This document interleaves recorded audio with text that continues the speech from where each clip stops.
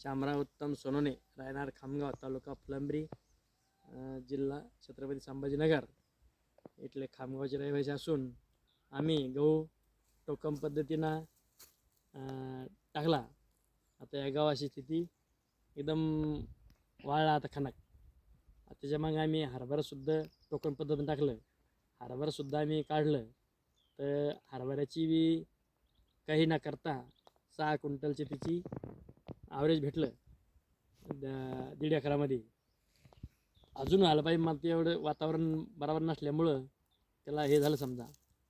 तर दुसरी गोष्ट सांगायची म्हणजे टोकनमध्ये आमचं सगळं खर्च वाचला. ते तर प्रत्येक वेळेस सांगितलं मी की नुसतं हरभरा टाकून दिलं आणि पाणी ठिंबकनं लावलं गावावर, एकदम जबरदस्त गहू आला. आता हे समोर दिसलं तुम्हाला गहू कसं झाला म्हणून. दुसरी गोष्ट म्हणजे टोकन पद्धतीनं त्याच्याला धसा तसेच राहिले, धसाची संख्यासुद्धा तशीच उभी. टोकन पद्धतीनं गहू लावल्यावर बेड ना मोडता त्याची वलसुद्धा टिकून राहिली.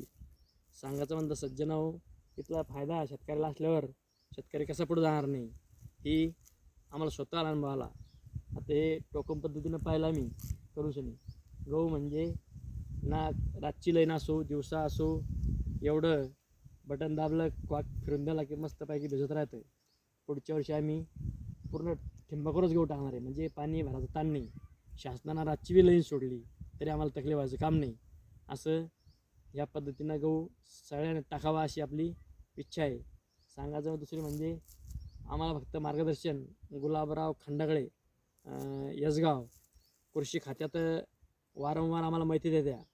रिटायर झाल्यावरसुद्धा साहेबांनी इथली तडबड आहे शेतकऱ्यासाठी की इथले प्रेम करते ते शेतकऱ्यावर. आता दिवस म्हणजे का बी उठले का शांबू काय झालं, कसं केलं, कसं नाही सांगत राहत्या. आंब्याची फळबागावर सुद्धा कोणतं औषध मारणे कोणतं नाही, म्हणजे इथली काळजी एक गुलाबराव खंडागळे साहेबाला एवढी काळजी कोणीच घेऊ शकत नाही. म्हणजे हे शेतकरी माणूस असल्यावर आपल्याला त्याची वारंवार माहिती भेटली. बाकी कृषी सहाय्यक आमच्या गावात येते, ते बी सुद्धा खूप मार्गदर्शन करते आम्हाला. त्याशिवाय बी खूप सहकार्य आहे शेतकऱ्याला. असं ठिंबकवर गहू पेरल्यामुळं त्या गावाची वंबी पाहा तुम्ही किती लंबी आहे. एकदम वंबी म्हणजे वंबी मधी एकदम मोकळ्या भट्टे आहे. मोकळ्या भट्ट्यानं वातावरण भेटतं. तरी त्या मानानं आम्ही त्याची एवढी मशागत केली नाही, तरी गहू म्हणजे गहू सारखा बिलकुल वाट्यावानी बसला. सांगायचं म्हणजे आता त्याचं उत्पन्न काढल्यावर कळन. हरभऱ्याचं उत्पन्न तर आलंच आम्हाला. नुसतं टोकन पद्धतीनं लावून दिलं, त्याला 2 3 फक्त पाणी सोडलं आणि तेवढं एकदम पद्धतशीर आलं. हरभऱ्याची एकदम गल्ली मिळून गेली होती.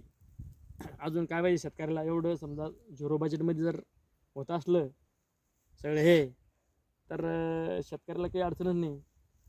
वारंवार आता पुढच्या झाले स्वतः 3 वर्षापासून आम्ही हे बेड मोडलेच नाही. 3 वर्षापासून त्याच्यात सगळं त्या मुळ्याचं खत त्याच्यातच मुरजू राहिलं. वातावरण बी एकदम खेळतं मिळतं आहे. त्याच्यामुळं गावाची संख्या एकदम चांगली आहे. गहू म्हणजे गहूच जबरदस्त. सांगायचं म्हणजे एवढं बोलतो, माझे 2 शब्द संपतो. जय हिंद, जय महाराष्ट्र.